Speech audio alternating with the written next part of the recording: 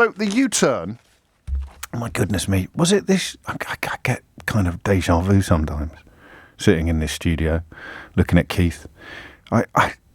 Did we do a roundup of U-turns not long ago? We did a list of the U-turns. I mean, there were so many U-turns. You sort of find people who think that Margaret Thatcher and Boris Johnson are somehow part of some wonderful tradition. You can trace one back to the other. She was famous for never U-turning. Boris Johnson has done so many U-turns, even he doesn't know which way he's facing now. And it appears that another one is on the way. Mandatory COVID vaccinations for NHS and social care workers are to be scrapped after warnings of crippling staff shortages if the plans went ahead. It is believed that Sajid Javid will today meet with fellow government ministers on the COVID Operations Cabinet Committee to rubber stamp the decision on the about turn. Now, so much of this, it was funny listening to Nick talk about Brexit this morning, because it occurred to me, I can't remember what conversations were like before Brexit.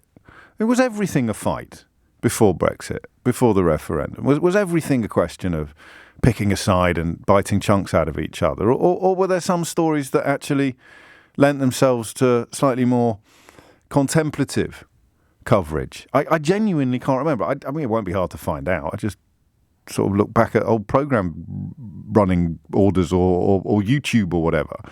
But this idea that even the coronavirus became tribal, didn't it? And not just in the UK, so probably it isn't linked to Brexit, but it became so tribal.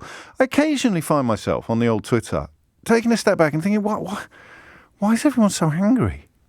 What am I angry about? Am I even angry? Well, yes, I am. I'm angry with people who are encouraging other people not to act in the best interest of the population and who are sort of desperately trying to accrue some sort of relevance and or money or influence by punting stuff that I'm 99% confident is nonsense. That's horrible. That's dangerous. Angry, though? I don't know if it makes me angry. It makes me sort of frustrated. Dispirited, sad is probably a better word to use. But you can't come on the radio and be sad. I've got to come on the radio and be chirpy. It's my middle name.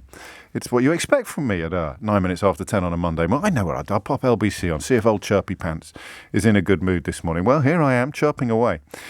And I can't quite pick the point when coronavirus became another fight. Can you? Another scrap. Some people didn't want to believe it was serious. And then people started dying at a rate of knots, so they started claiming that they weren't really dying of corona. It was just an odd one. And I don't know whether, actually it's not Brexit, is it? It's social media. Whether or not that notion of social media, which we only discovered the full insidious nature of as a consequence of Brexit and Cambridge Analytica and all the rest of it, what it was that was persuading millions and millions of people to believe things that were untrue and dangerous.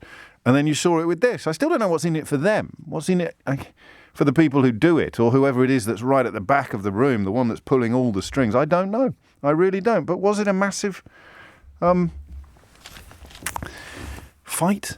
Would it have been? Would we have approached a coronavirus like this? Would we have had skeptics in 1985 if a global pandemic had kicked in then?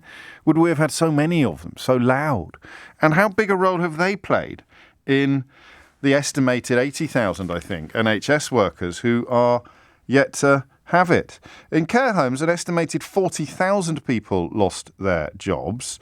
They will now be able to return to work in the sector. So that's an almighty mess up in many ways. And the number that's been put on people in the NHS, the most recent one I saw was 80,000. I've seen some reports that it's up to 110,000.